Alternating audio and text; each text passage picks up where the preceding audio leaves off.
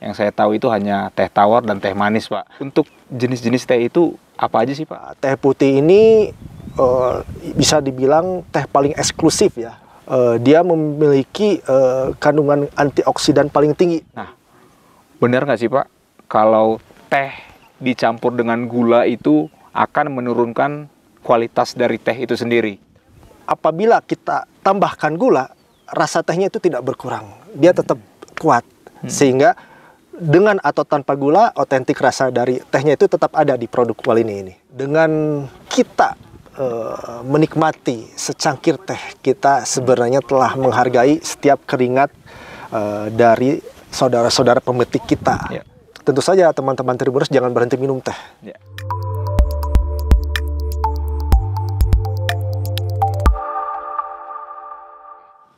Halo Tribuners, saat ini saya berada di salah satu kawasan perkebunan teh yang ada di Jawa Barat, yaitu di kawasan Ranca Bali.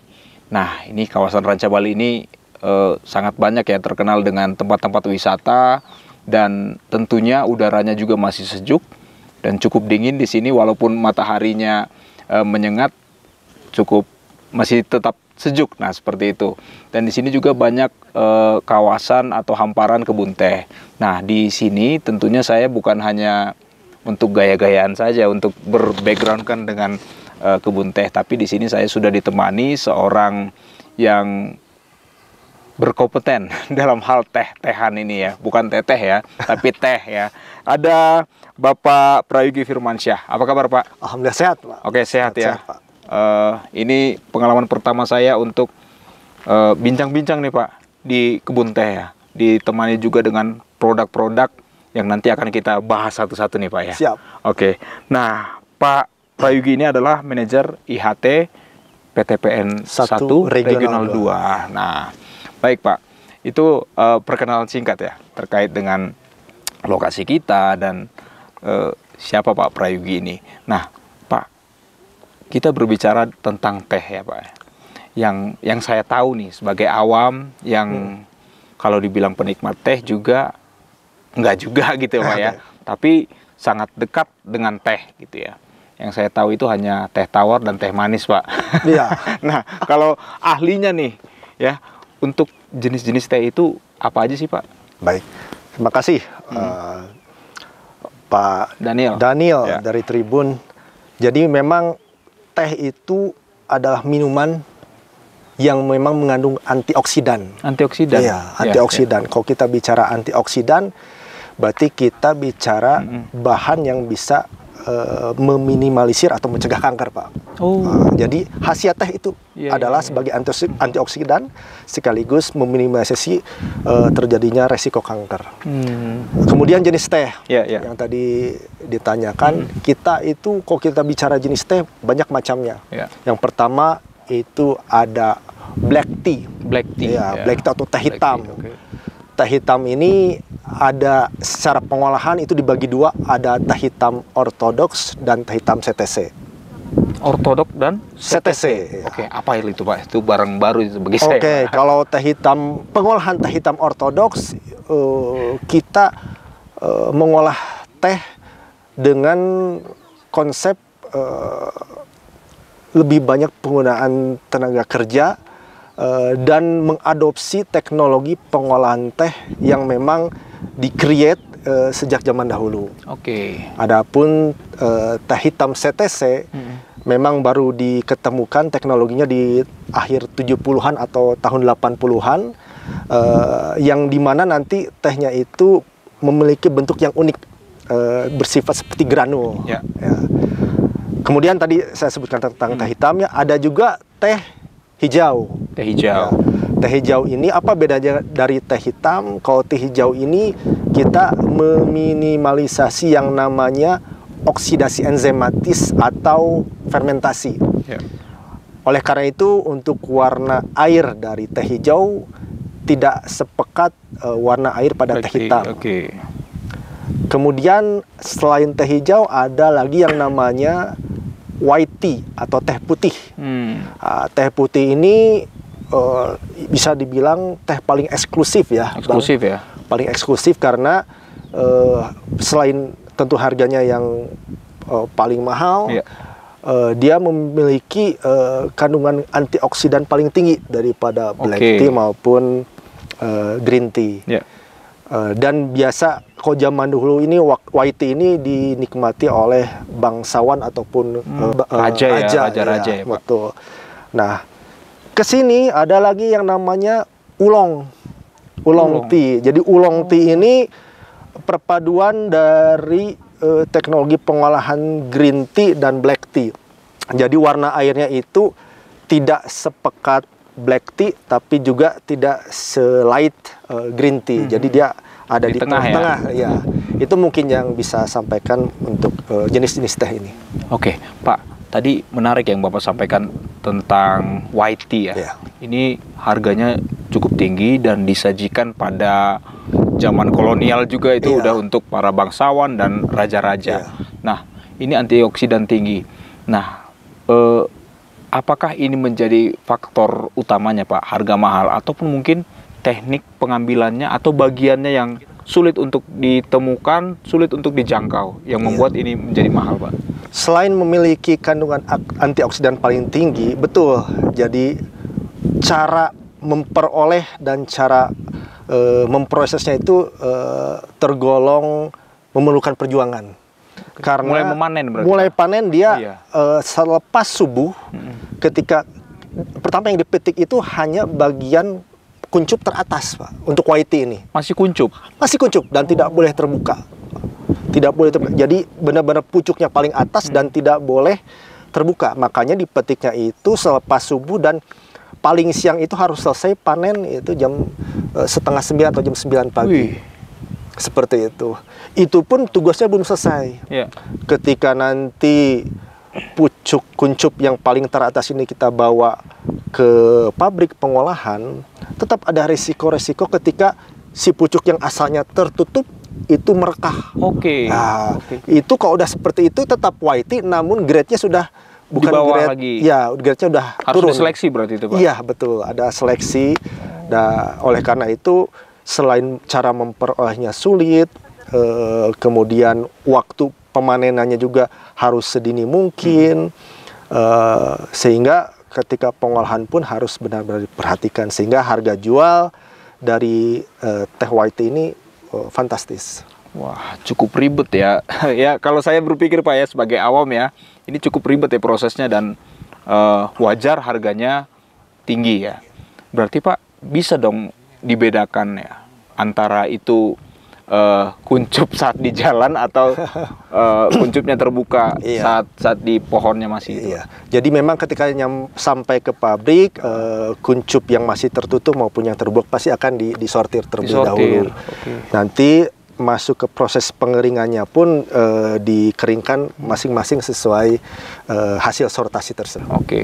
Pak, di sini kan ada beberapa produk-produk ya, Pak, ya, dengan berbagai brand. Ada Gualpara, ada Walini, ada Nusa Kita, ada Gunung Mas. Nah, ini jenis teh apa nih, Pak? Baik.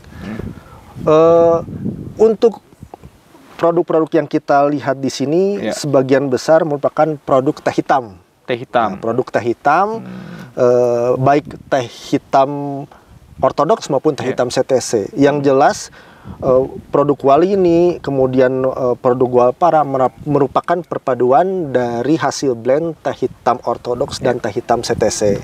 Ada varian lainnya di Walini dan di Gualpara yang menggunakan teh hijau. Tapi memang secara overall kami memproduksi produk-produk Gualpara, Gunung Mas, dan Nusa Kita dominannya oleh Nusa Kita. Oleh teh hitam ortodoks. Oleh teh hitam. Maaf. Teh hitam ya. Teh hitam. Teh hitam. Pak, di sini juga saya lihat, Pak, beberapa produk-produk ada Walini ya. Ada rasa blackcurrant, ada rasa leci. Ini kayaknya di beberapa rumah makan mungkin ini menjadi salah satu daya tarik ya. Punya rasa seperti ini. Nah, ini gimana sih, Pak? Kenapa ini sampai dia akhirnya mengeluarkan rasa-rasa ini, percampurannya seperti itu?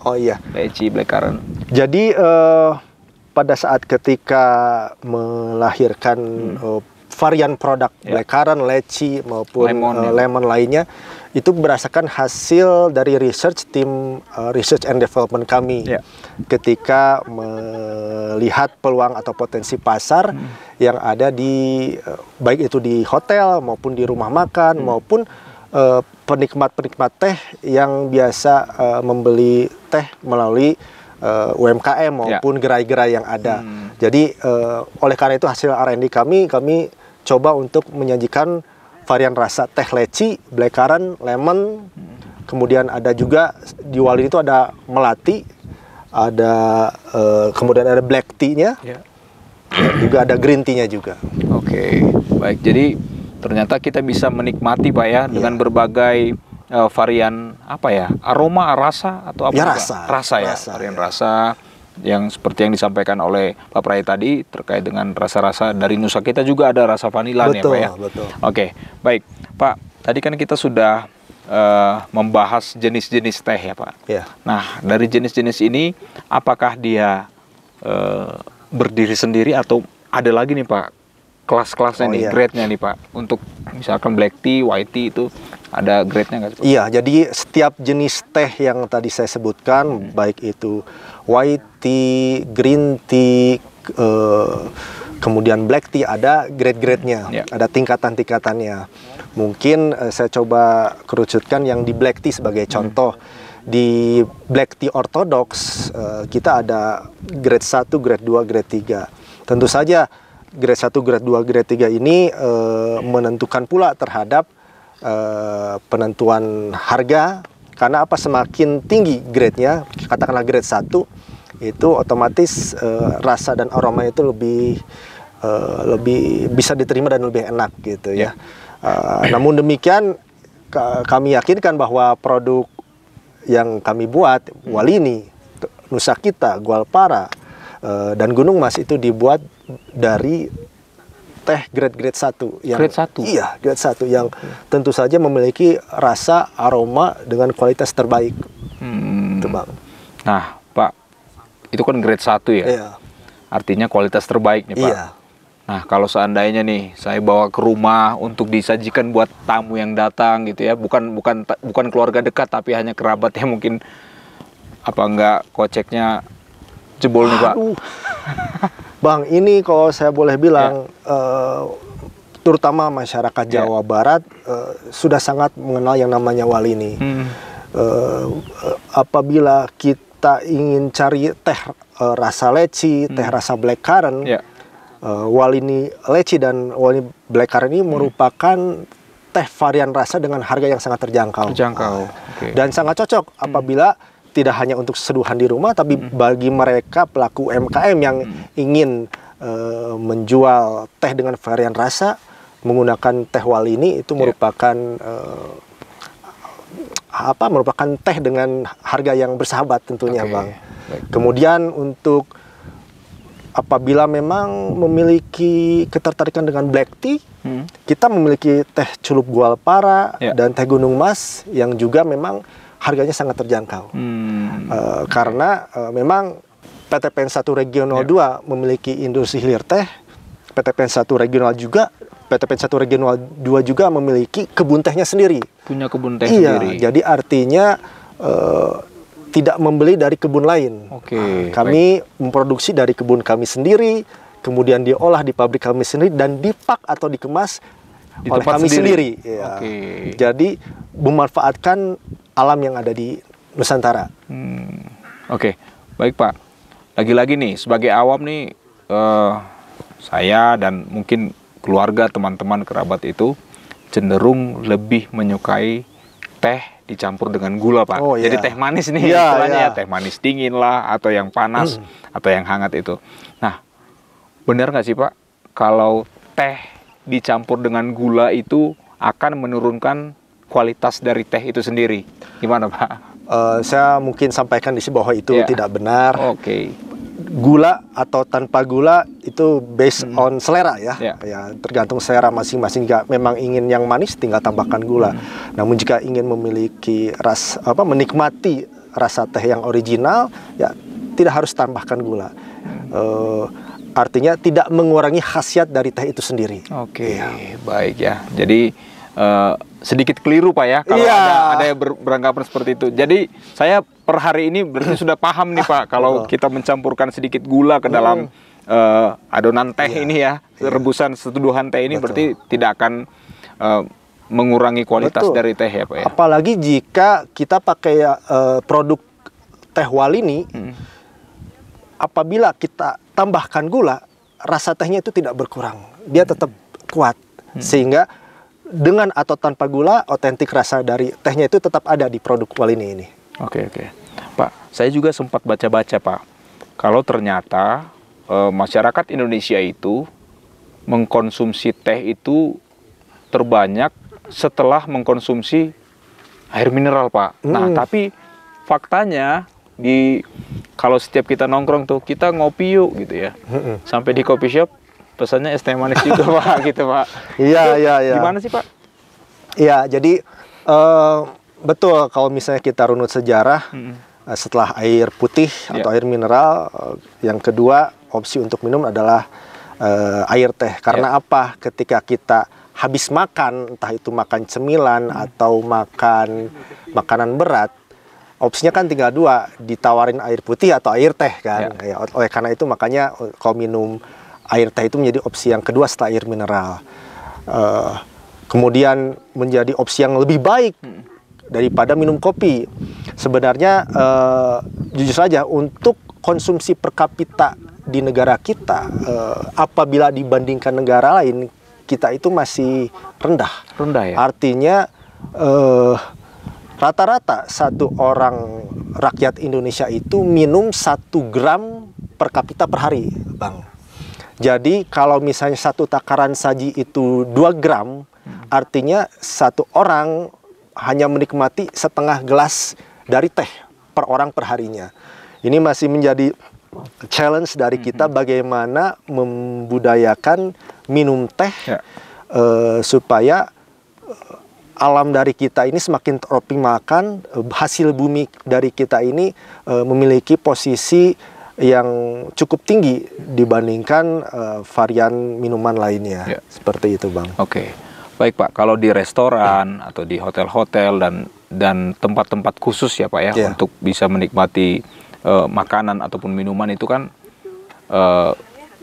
alat menyeduhnya itu mungkin punya takaran nih Pak, suhunya dan sebagainya. Nah, kalau untuk konsumsi di rumah nih Pak, ya mungkin kita hanya punya teko gitu ya, hanya seadanya.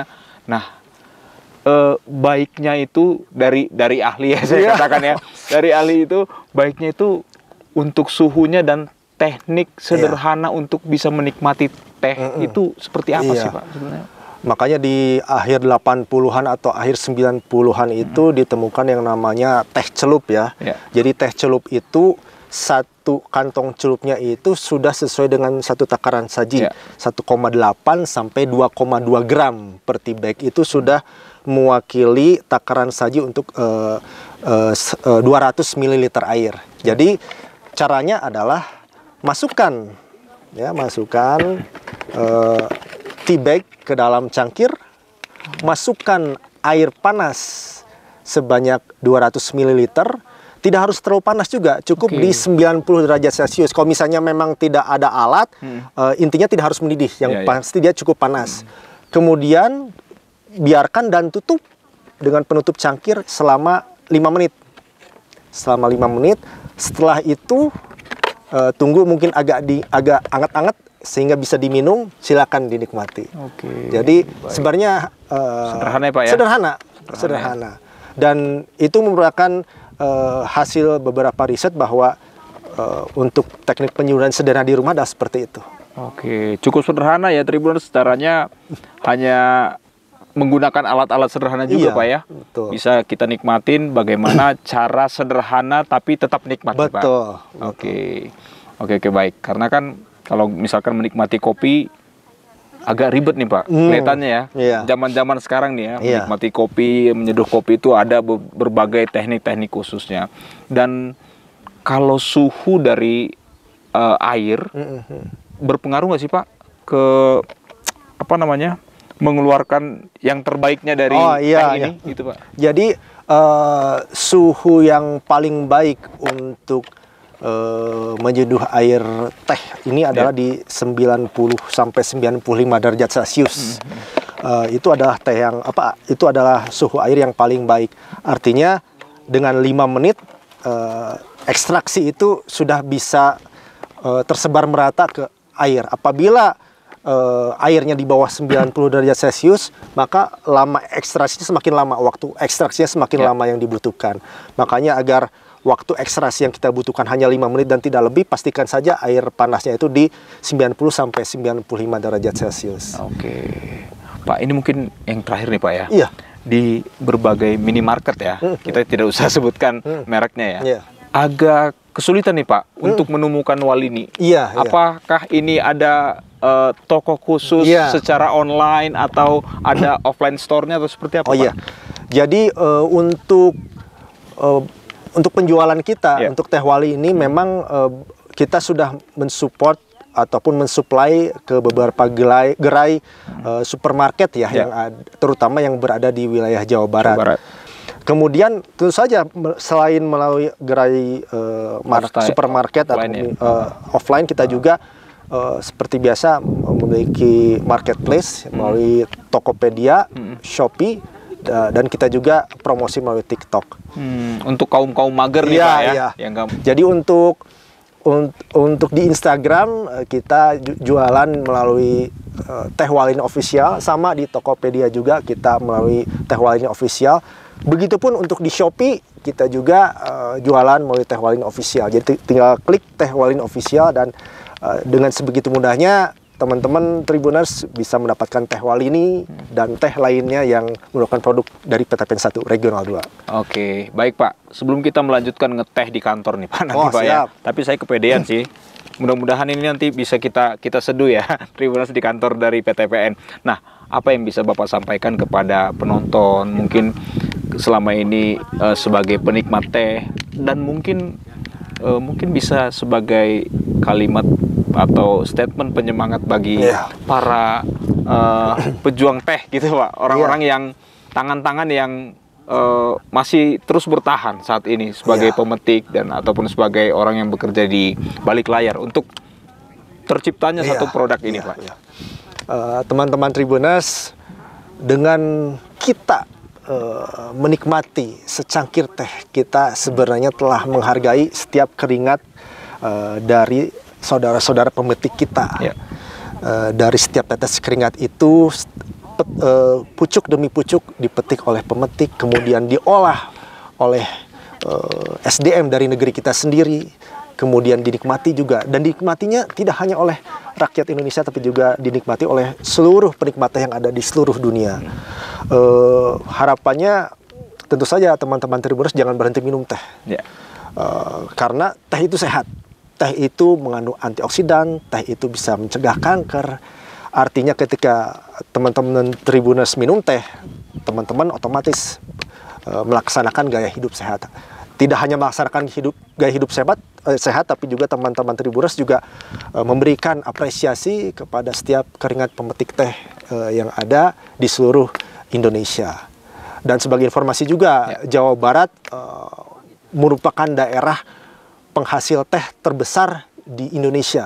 Jadi sekitar 50% produk teh Indonesia itu diproduksi di Jawa Barat. Artinya memang tanah yang ada di Jawa Barat ini paling cocok paling sesuai untuk bertanam dan mengolah teh menjadi teh dengan kualitas terbaik. Oke, baik. Itu tadi. Terima kasih Pak Prai. Terima kasih Bang. Sukses terus ya. Tetap sehat terus. Bang. Khususnya sehat menikmati teh ya Pak ya. Betul Bang. Oke. Baik. Itu tadi Tribuners untuk perbincangan saya dengan Pak Prayogi Firmansyah selaku manajer IHT PTPN 1 Regional 2 ya Pak, ke perkebunan PTPN Pak ya. Untuk perbincangannya terkait dengan produk-produknya dan kualitas dari teh. Ternyata Jawa Barat ini salah satu produsen terbanyak di Indonesia Pak ya. Betul. Baik. Terima kasih Pak Prai. Sehat selalu. Bang. Terima kasih. Saya Daniel Damanik. Sampai jumpa.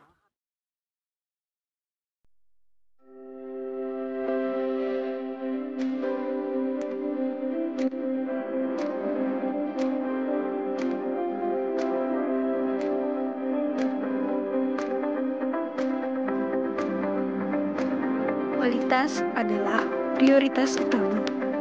Setiap produk PTPN 1 Regional 2 melewati proses kontrol kualitas yang ketat, memastikan produk terbaik yang siap untuk dikonsumsi.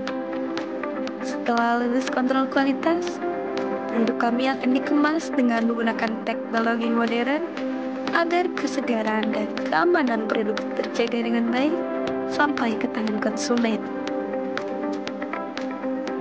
Inilah hasil dari komitmen kami terhadap kualitas produk retail PTPN 1 Regional 2, yaitu teh Walini, teh Goalpara, dan teh Gunung Mas.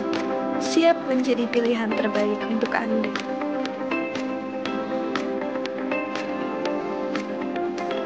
Setelah dikemas, produk kami akan didistribusikan dengan cepat dan tepat waktu, menjangkau pasar di seluruh Indonesia dengan jaminan kualitas yang konsisten.